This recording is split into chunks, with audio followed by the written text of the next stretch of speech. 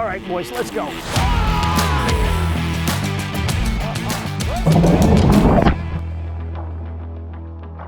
My last offshore trip of the year, like, I really ended it on a high note, man. Like, I went out with Devin Acton, who has a weekly, great weekly newsletter called The Weekly Salvage that talks a lot about tuna fishing. And we went out and we were fishing off Chatham. He said, there's a good giant bite east of Chatham. It was mid-November. We were going out to catch and release some fish. We went through the cut and drove for about 10 minutes, maybe 15 minutes. And he said, all right, we're here. And I thought he was joking with me. Spot burn. Well, I look, we're in 35 to 40 feet of water. I was like, this is where they've been. And sure enough, there were tons of mackerel. And we marked a fish almost right away, which to me was remarkable because you're in 40 feet of water. You know how narrow that cone is. You've got to have a big tuna swim almost right under the boat, but they were that thick. We hooked 5 that day, kind of left them biting. And that was the highest of high notes to put out to end what was a pretty great 2023 offshore season, tuna season for me. And I think a lot of people had that last year. I mean, especially if you were a fisherman out of Cape Cod, Rhode Island, Connecticut, Eastern Long Island, and you were able to fish that south of the Vineyard, south of Block Island, kind of east of Montauk, that whole tuna grounds down there. It was just the year of years. I mean, the fish moved into there in late June, and they stayed until the end of October. Yeah, we had it right on our doorstep. It was awesome. And, I mean, ever since we put the microphone down in, October of last year, I've been dying to get back into these offshore reports. So, welcome back to another Northeast Offshore Report brought to you by Sirius XM Fish Mapping and Garmin as well this year, Garmin Electronics. So super excited. And we're also going to get some contributor reports from the Canyon Runner community who is joining us for Season 2 of the Northeast Offshore Report. So super excited to get going on this. Jim, you wanna kind of take it from the top? Yeah, so, I mean, we were so excited. Everybody was so excited about how good the fishing was south of the Vineyard in that area last year that the tuna chatter started back in February. It did. Guys were looking at what's the water doing down south? Are we going to get a good warm water in there? Talking to commercial fishermen, I think there were rumors that Rob Taylor was talking about commercial monkfish fishermen. We're getting some bluefin in the nets sometime over the winter. 30-inch bluefin. So people, the tuna fever was already beginning to climb. As soon as you got past the new year, but it has been kind of an early start to the season. Here on Cape Cod, I know New Jersey. I guess New Jersey really kicked off the Northeast tuna season this year where guys got out there. They were live lining bluefish and bunker, and some of the guys were doing it on spinning tackle and catching giant tuna in, I think they were doing it even before May. That's when that kicked off. Yeah, it happened early. It was wild. So there was a good start, and then on Cape Cod here, just about a week ago, the lid really blew off the fishing where guys were going out, and you heard those reports were, went 12 for 15 today, and they were all 60-some-inch fish, 60 to 70-inch fish, and catching them on jigs. It started out as a bit of a troll bite a couple days before that. Yep. And that was a little bit closer, east of Chatham. Then guys were going further off toward the Regal Sword, finding bigger numbers of fish on jigs. Yep. And that is about 10 days ahead of where we were last year when these fish showed up. Last year. And that was south last year, and it was troll only. No, but east too. Yeah. So east, it started. My first tuna trip last year was June 22nd or June 21st. And that was east of Chatham. Okay. And there had been there was all topwater for a couple days. That's but right. my first trip, we were socked in with fog so bad that you couldn't. I remember that. It was really tough to run and gun, so we couldn't see anything on top, could barely see 50 feet in front of the boat, so we put the lines out. We hadn't trolled 100 yards before 2 rods went down, and then as those 2 rods are going down, that's when you saw, it looked like a half acre of tuna on the surface that just kind of like rolled right in the casting range, and you're fighting the fish on the rod while on the trolling rod while the spinning rod's there with the popper right at the front of the boat. It was very tempting. And actually, I did give in to temptation. I put the rod back in the holder and took a swing with the popper, which was... Of course you did. That is the age-old, I want to catch them every other way but trolling. And then as soon as you see boats hooking up all around you trolling, it's like, all right, let's put this stuff away. Without fail, if you put the spread out, there's fish that you could cast to, or there's marks you could jig, and you just don't know what to do. You're in that like constant limbo. It's pretty funny. But every season does seem to start with trolling because when the fish first show up, they're a little bit more scattered. The bait's a little bit more scattered. Sometimes the bait's higher in the water column. It's like when you get into the deep summer, that's when the sand eels kind of go deep and the fish settle into that jig bite. But now, if they're feeding high in the water column, they're scattered and they're not concentrated enough to run up and throw poppers to them. Trolling is the best bet.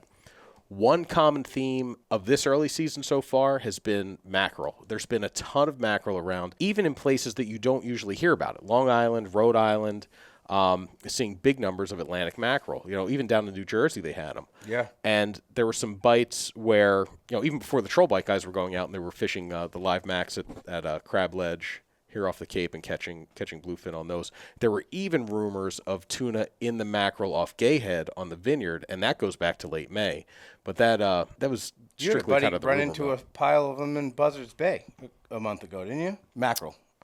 Oh yeah, mackerel were in Everywhere. all the harbors in Buzzards Bay. Yeah. They're in on the south side beaches, the Cape. It's a big mackerel year, which is good because when you want them for bait, it seems like those days having the numbers for the bait. I remember we go out to the Regal Sword a couple years, and we would work for 2 to 3 hours to get enough baits to go in the live well, and then go out there and the baits would get bit immediately. Sometimes it'd be a shark, but you would just hope you had enough baits to weather the sharks. But it took you so longer to get the baits than it did to get the bites from tuna. Yeah. Doesn't seem like that's going to be the problem this year. I'm anxious to see where these fish settle in. I know it's still early for that. What have you been hearing? As far as this last week goes, it's the week of June 17th. So, taking people through kind of the overview of what you've been hearing, south to north or north to south, however you want to do it. What's been the chatter you've been getting? So that bite at the Regal Sword, that jig bite, was so good that it was drawing people from out of state because there hadn't been too much of a light tackle bite going on before that. So my friend Captain Rob Radloff called me up on Saturday. He goes, dude, I'm coming to Cape Cod. Little Father's Day gift to me. Him and Adam Scherer were driving up, both from Waterman Charters, driving up to the Cape to run out to the Regal Sword. And, man, we were looking for our first weather window to get out there. I know Chris Meegan was itching. I had the gear, the rods all ready.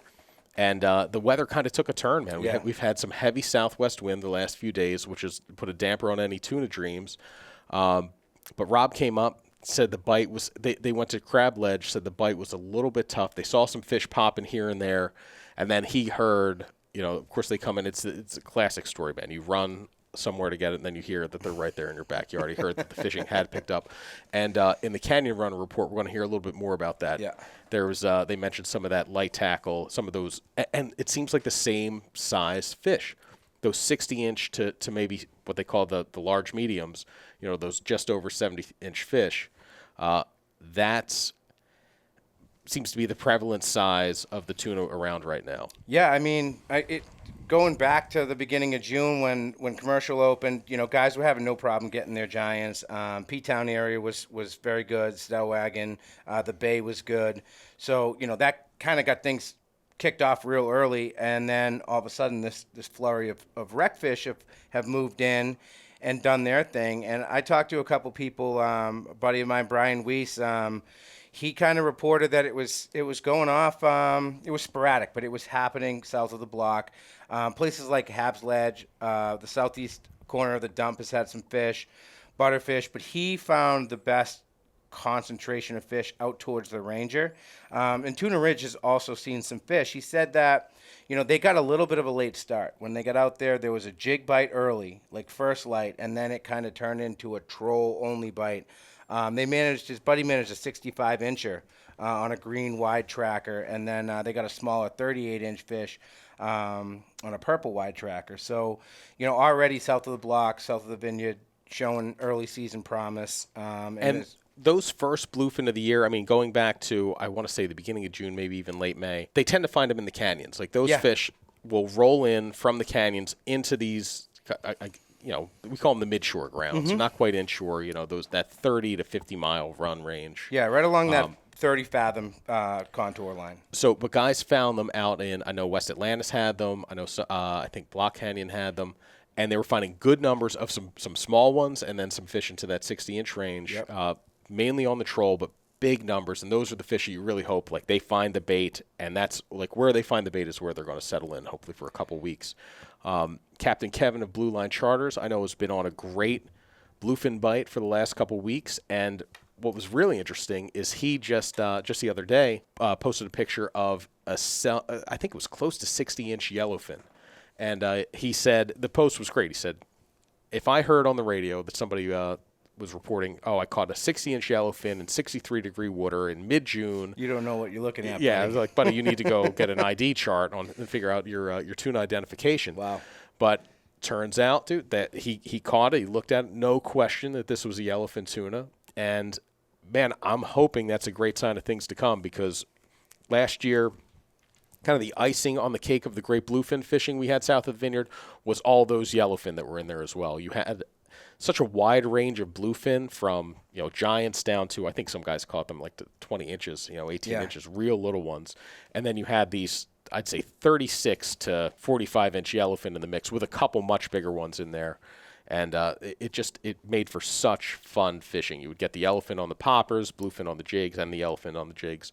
So things are really setting up. Have you heard what the bait is down there?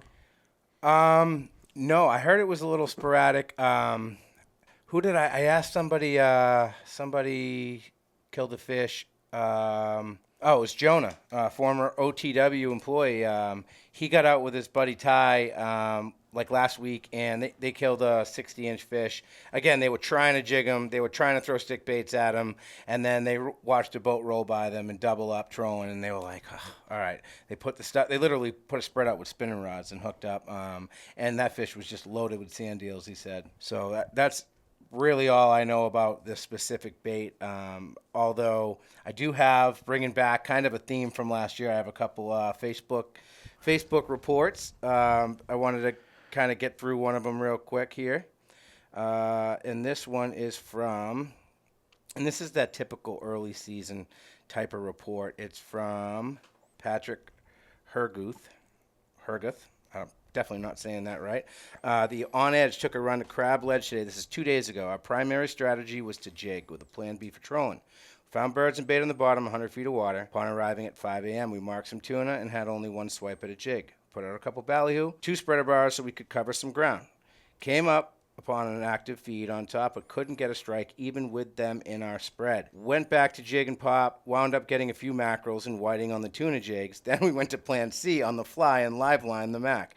We got hooked up, but it came unbuttoned. The visible activity slowed down, so we got on the move. With about 15 minutes left on the clock, we put another mac out, and this time got a 60-inch fish landed on conventional gear. Our buddy boat got their first ever bluefin tuna today on a spreader bar. Really excited for them. North wind did kick up. Ride back to New Bedford wasn't bad. Posted a pic of his kid with a nice bluefin on their 28-inch Carolina Classic. That really sums up kind of every element of like that first trip where you're prepared to do a little bit of everything. Yeah, when you get deeper into the summer, confidently you can go out there and just bring the spinning rods and have your shot at hooking fish like that. Once they're settled in, once you know they're kind of in a pattern. This time of year, like, always have that trolling gear with you, and also going further, the ability to catch bait and then fish that live bait. They had all their bases covered and they got it done. I love seeing that stuff. So kudos to Phil and his team. Yeah, another thing I saw on the socials this week was our friend Captain Larry Backman. Ooh, I have some insight on that trip, had Jimmy. A major canyon run, and he caught a lot of Thunus obesus, which is the scientific name of the bluefin tuna. The big eye tuna, which you have to wonder if somebody had a bone to pick when they were naming that one, dude. Right. 7:45 wolf pack across the entire spread. We had about 10 hits over 90 seconds. Ended up with 3 tight, 1 on a bar, first one on a nomad, and third on a ballyhoo. Now we've both seen this program in action. Yeah, when you say the nomad, you're talking about the DTX minnow, which is a big deep diving plug that's meant to troll fast. It has been kind of the big eye bait for the guys that are going out there and looking for those fish. Yeah, and I mean he left out of Falmouth Harbor, headed bow pointed towards the Atlantis Canyon area, and was rewarded with 3 big eyes. But was that the only action? That 90 seconds of chaos? I don't know. He's I don't have the complete report. I know they got into some tile fish, but one thing that I've noticed is, through a few trips of people that target swordfish, it seems like that's had a little bit of a slow start to the season. I haven't seen too many swordfish from the guys that are day dropping them with regularity. So I'm looking forward to seeing that kind of, get into some consistent patterns, because nothing better than fresh caught swordfish. Canyon Runner Sport Fishing Team is here to help you catch fish. They offer coaching and concierge services, seminars, and a virtual captain system, which will exponentially help increase your catches inshore, midshore, and in the canyons, with a major focus on midshore and inshore tuna from Cape Cod to North Carolina. Their virtual captain system serves as your co-captain, providing all the fish catching and safety intel, including a built-in warning system and more. Gives you the ability to track over 400 member boats and 15 pro staff boats in real time. How's that for a network of buddy boats? Learn more at www.canyonrunner.com. And now, without further ado, we're going to kick it to the Canyon Runner community for a full rundown of everything happening inshore, out to the canyons, south to north. Take it over, fellas. All right, Jimmy and Cheech, let's check in on what happened with the fishing this week. Once again, thank you for having us on. We're going to start. This is the week of June 9th through the 16th, and we're going to start from the south. What you're looking at right now is our virtual captain system. For the entire week, every dot here represents basically 10, 15-minute interval from all our members and all our pro staff that we're fishing. Zooming in down south, we had a body of water, kind of like a finger that pushed in from the Gulf Stream. It pushed in up until the Wilmington Canyon. This is the Wilmington right here. You can see the outline a little bit better here. It kind of pushed in from offshore. It was well offshore here. There wasn't much going on, but as soon as it came up into like 100, 200 fathoms, our boat started fishing it. A lot of these dots were the 11th was the first day guys could kind of get out, and then they fished it from the 11th to 13th right on through towards the end of the week. And the water basically just slid down the bank. And if you hit every one of these dots, you can see where they ended up fishing. This is actually boats that are out today. And you can see the water has moved this far down south. Now, when it first pushed in, there was pretty good fishing. One of our pro staff on the Wolfpack boat did well. They were fishing the Beach Haven tournament. They placed in the tournament. They had really nice fish. They had like 10 or 11 yellowfin out of there. We had the Marley, one of our pro staff. He caught real nice tuna fish out of there, placed in the Tuna and Tiaras tournament. And our members all picked away at fish. But as the water kind of sit up on the bank, it kind of dissipated, and the better fishing that they had at the beginning of the week kind of petered off by Sunday. Sunday was very interesting, though. There was another new kind of finger of water way out here, and very unusual for June 16th, but there was about 6 marlin boats out here that day, and all 6 had at least 2 whites. Pretty interesting start to the season there. Moving inshore a little bit, if we see these dots here, this is an area called Sea Isle Lump. If we switch to our NOAA chart, you can see this. Here's Sea Isle Lump right here. You can see all the dots around it. These were all our member boats in here. So the only inshore action of any significance, and we had the Restless Lady won in here. They won the Tuna and Tiaras tournament with a big bluefin caught here. Every morning, if you get there before the sun comes up over the horizon, people are getting bites. Unfortunately, Sunday, there was like 200 boats there, very little bites. But this week, should see fish being pulled out of there. Last week, on one day, there were 6 boats there. I believe it was Wednesday. All 6 hooked up and caught fish. Peters off during the day. But finally, look, here's the key. This is just one lump. These fish that you're catching now are fish that they're in the Mediterranean Sea. They're off of Africa 6 months ago. Don't just focus on this one lump. Look at all these other little lumps here. Same type of structure. You get here and there's 200 boats, you need to slide off to another piece. So working our way up the line, here's something interesting that happened back offshore. From the Toms down to the Linden Cole, there's been a bite. Now here you see the Canyon Runner boat out here right now, fishing the South Toms. We pulled a couple big eyes and a longfin and yellowfin out of the Toms on Friday. There's been fish caught up and down this line here. And if you'll switch back to the satellite chart, and if you look on the water temperature charts, there's a finger of water that's kind of slid up this way, and it's a thin finger, but it goes all the way up this line, and everyone's catching that finger. Really needs to be noted. The yellowfin are here. Everyone's out in the deep looking for big eyes, but boats that are staying in 70, 80, 90 fathoms are picking away at yellowfin. Sunday might have been the best of it. Most boats had between 3 and 7. There was a boat with 12 yellowfin. It's pretty good. Sliding back inshore, we have what was going on in the triple wrecks. Now this last week, or prior to say last Sunday the 9th, was pretty good for a few days. Now not great, but the size of the fish made it pretty good. They were all overs and giants in here. But it really slowed down. It's been tough. I think on Saturday we had maybe 4 boats there. Every boat got a single bite. Very good fishermen. They were all boats with sonars. They all got big bites, but that was about it. Unfortunately, coming back inshore, not much going on. You're up and down the lanes, and when we say the lanes, and we're going to say this a lot this summer, these are the shipping lanes. All right, these dots up and down. Boats will come out, and the guys who do it right, and the guys who are really good, the jigging and popping fleet, they'll come out from these inlets. They'll get out here before gray light. Then they'll get, in Ambrose Channel, work the lanes, literally zigzagging back and forth like this, come down to Barnegat and zigzag back and forth, and they're back at the dock by 7:38 in the morning. A lot of times they don't even put a line in the water. But these are the guys that, if you do this 3 or 4 days a week, you're going to catch a fish, and you're going to catch a nice fish. Really slow though right now. Out east got interesting. As a heads up, look, it's the Hudson Canyon. You can always pretty much catch a tuna fish in the Hudson Canyon 12 months a year, believe it or not.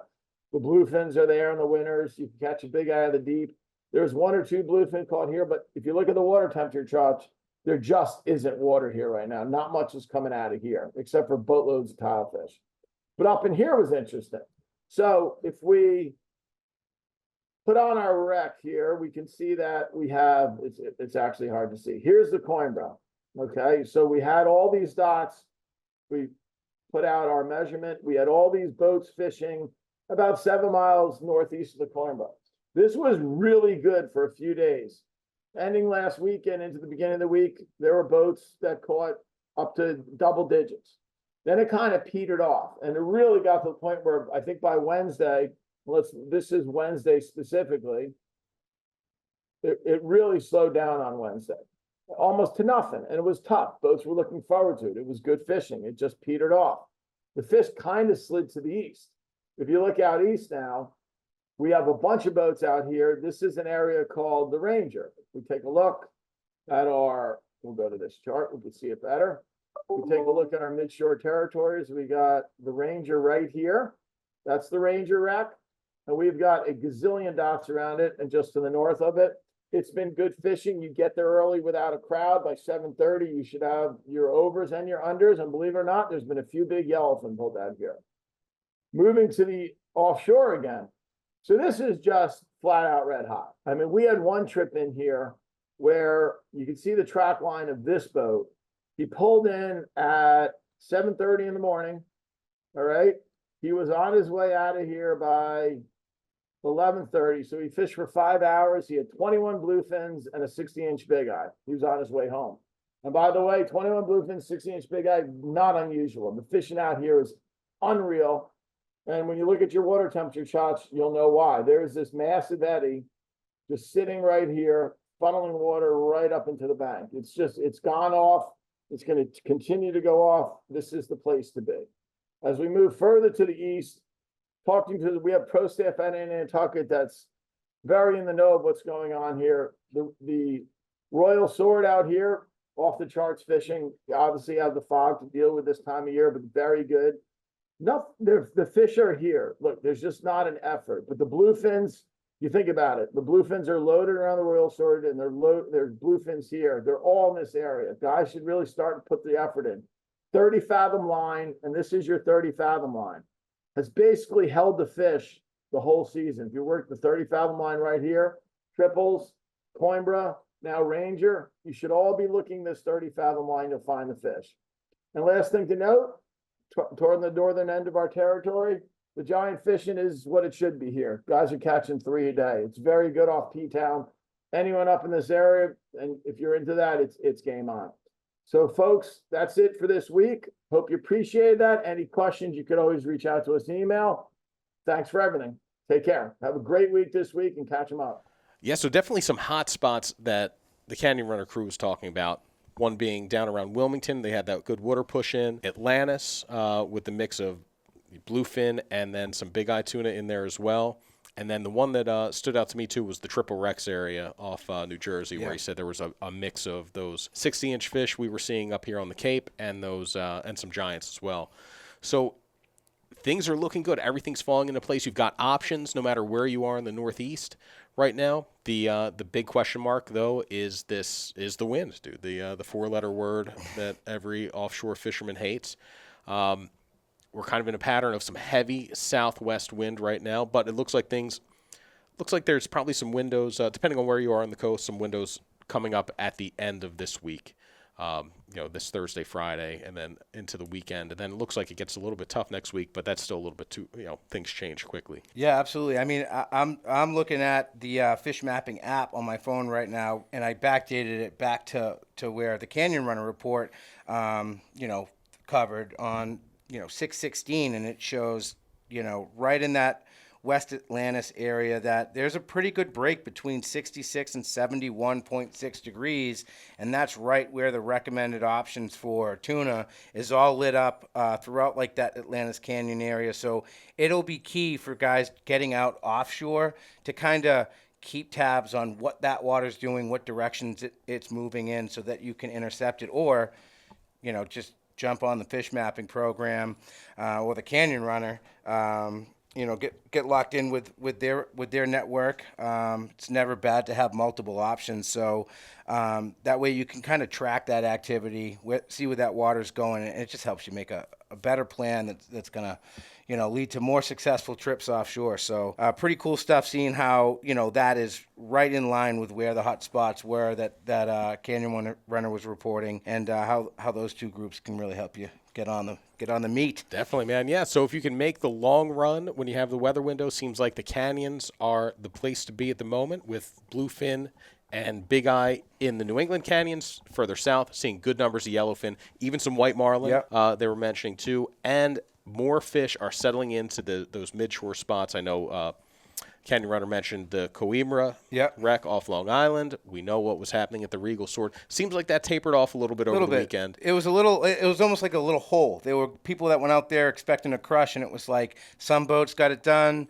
some boats came up empty. It wasn't the lights out bite that had guys getting into teen numbers of bluefin. But it's early days, man. We are still a week ahead of where we were last year when the tuna first showed up, when they first charged in. So I hope that this is just the sign of a long and productive tuna season here in the Northeast. Yeah, I'm excited. Can't wait to get into this next week and see what materializes. Huge thanks to SiriusXM Marine Fish Mapping, Garmin Electronics, and Canyon Runner Sport Fishing. So until next week, guys, I'm Cheech signing off. Jimmy Fee, he's out too. We'll catch up with you guys next week. Thank you.